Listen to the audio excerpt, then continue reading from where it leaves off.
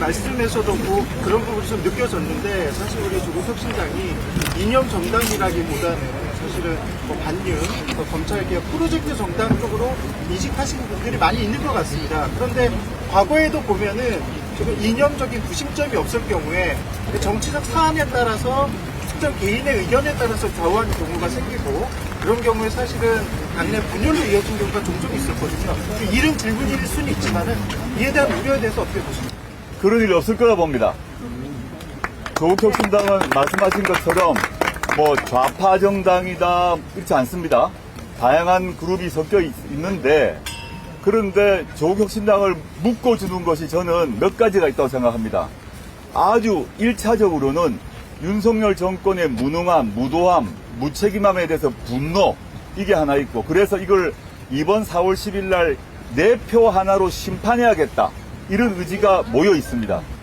그냥 두 번째가 더 중요할 수 있는데 아까 질문하신 거와 관련이 있어서 이게 바로 흩어지지 않는 문제인데 윤 정권에 대한 심판 문제가 있고 그 다음에 더 중요한 것일 수 있는 게 윤 정권을 심판하고 난 뒤에 민생의 문제, 복지의 문제, 우리 부산 시민의 또 국민들의 먹고 사는 문제를 해결해야 되는 거 아닙니까?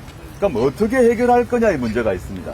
그 문제에 대해서 기존 예를 들어서 양평고속도로를 휘게 해가지고 SOC 돈을 우리 돈을 거기에 쓰는 건지 R&D 예산을 깎아가지고 땅 파고 길 까는 데 쓸 건지 이런 문제에 대한 판단이 남아있는데 그 일정한 공감대가 형성되어 있는 것 같습니다. 적어도 우리 조국혁신당에 있는 당원들과 또 저희 국회의원 후보들은 공감대가 형성되어 있고 이 흐름이 꾸준히 가기 때문에 단일한 특정 이념은 아니라고 하더라도 대한민국을 보다 민생과 복지가 강화되는 복지국가로 가자.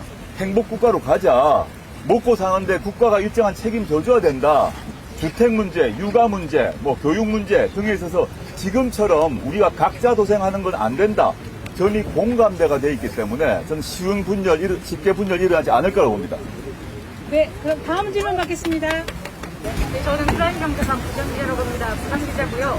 제가 부산 현장에서 취재하는 기자인데 이상하게 조국혁신당에 2018년도 선거 이후로 흩어져 있었던 노무현의 사람들이 되게 조국혁신당을 많이 보고 있고 다른 지역을 잘 모르고요. 특히 부산에서 노무현과 조국에 대한 홍보라든지 왜 내가 노무현의 사람들을 짤수 있었는지라는 생각을 저도 이제 부산 사람이고 부산의 친구 지인들이 얼마나 많겠습니까? 지금 박 기자님 말씀하신 것처럼 그 노무현 대통령을 좋아했던 분들, 노무현 대통령을 따르던 분들이 부산 경남 지역에서 조국혁신당을 가입하거나 가입하지 못한다고 하더라도 지지하고 있다는 얘기는 많이 제가 듣고 있습니다. 너무 감사하고 그 의미가 뭘까 생각해 보니까 노무현 대통령께서 어떻게 보면 소수파 정치인이었습니다. 맨 처음에 아주 소수파 정치인이었는데 노무현 대통령께서 내세웠던 그 기치, 아주 선명하고 그 선명한 기치와 비전 그게 있었어요. 그래서 맨 처음에 요만큼밖에 안 되는 조그만 정치 세력이었는데 전국을 뒤엎었지 않습니까? 변화를 일으켰지 않습니까? 저는 부산 시민들이 조국혁신당의 그 모습, 아주 선명하고 단호한 모습에서 그것을 새로운 노무현의 등장을 노무현 정당, 노무현의 가치의 정당, 가치를 따르는 정당이 나타났다고 생각하시는 게 아닌가 생각하고 물론 저는 노 대통령에 비하면 전혀 깜냥도 안 되고 그건 비교할 수가 없는 것이고요. 그런데 저희가 보내는 메시지나 추구하는 가치나 비전이 과거 노 대통령께서 말씀하셨던 스타일이 있지 않습니까? 좌고우면 하지 않으셨습니다. 노 대통령님은 출발 때부터 좌고우면을 안 하셨습니다.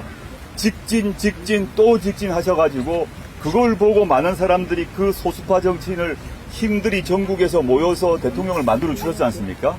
그런 느낌을 받으신다라고 제 친구 지인들이 얘기를 하면서 저보고 뒤돌아보지 말고 직진하라. 이제 부산 친구들이 오로지 직진이다. 그렇게 얘기를 많이 격려 말을 해주고 있습니다. 네.